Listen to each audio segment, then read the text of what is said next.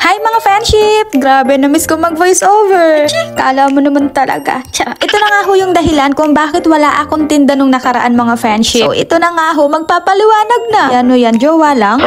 Pero syempre bago yan, magpapakilala muna ako. Mga friendship, it's me, Apple, and welcome to my life. To my vlog. Hindi ko pala line yun. So last week nga ho, ginanap baga yung Mega Beautycon 2025 at nag-email nga ho si Mega na, pumunta ka, may pa-event kami. Huy, hindi ganyan. Ay, hindi ba? Yan.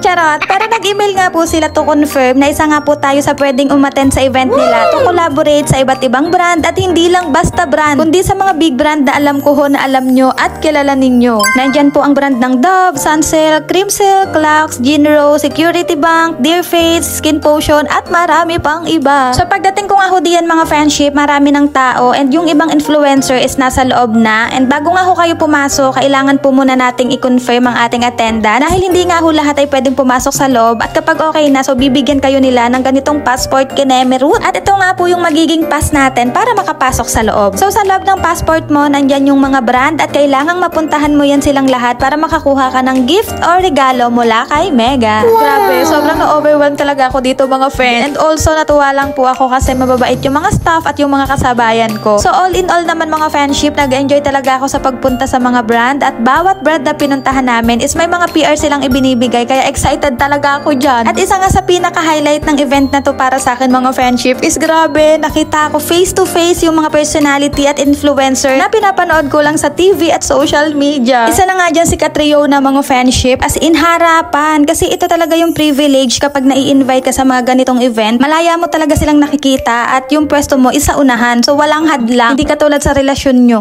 Pero yun nga, nung nakita ko si Catriona mga friendship, napaka-elegante gumalaw, kumilos at magsalita ba. Yung tipong hindi ko siya nai-imagine na kumakain ng nakataas yung isang paa. Tapos pakiramdam ko nga ho, nahawahan ako dyan ng ilang segundo ng pagkamahinhin niya. Kaya lang hindi talaga kaya mga friend. Para ho talaga akong kitikiti sa gaslaw kung kumilos eh. So nandyan din sina JM Ibarra, sina Ma'am Ana Magtawas, and shout out ho sa mga Lash Apologies dyan. So nandito din siya. G22 nandito din at marami pang iba. So si Mika De La Cruz at ang Team Honey na sina Haji at Lenny. And alam nyo ba mga friendship, as inspiring content creator, ang dami ko po talagang natutunan sa speech nila dyan, kung paano sila nagsimula, kung ano yung mga motivation nila, at kung ano yung say nila sa mga hindi naniniwala sa kanila. Alam ko sa gusto kong tahakin mga friendship, marami pa rin akong maririnig at mararanasan na hindi ayon sa aking kagustuhan, pero hanggat wala akong nasasaktan at gusto at masaya ako sa ginagawa ko, wala kayong pake. Uy, hindi ganon! Ay, charot. Grabe, sobrang saya ng experience na to mga friendship. Imagine, dati pinapangarap ko lang na maka-attend sa mga ganitong event, tapos ngayon nandito na ako, surrounded by amazing people and social media influencers na dati napapanood ko lang. Alam nyo, kung may pangarap din kayo, whether content creation, business, or kahit anong goal sa life, lagi mong tatandaan na posible siya. Bawat small step na ginagawa mo ngayon, yun yung magdadala sa'yo sa mas malaki at mas magandang destination. Kaya keep going, stay positive, and trust your own journey mga friendship. Kasi one day, baka ikaw na rin yung maging inspiration para sa iba. Uy, gusto ko yun! So, tatapusin ko na lang hanggang dito yung video natin mga friendship ha. So, pwede nyo din akong bisitahin sa aking ibang social media accounts at magkita-kita ho tayo dyan. Hanggang sa susunod na video mga friendship. Thank you po sa pagsama sa akin today, and I hope na na-inspire ko rin kayo kahit papano. Don't stop dreaming kasi darating din yung time mo. Salamat po!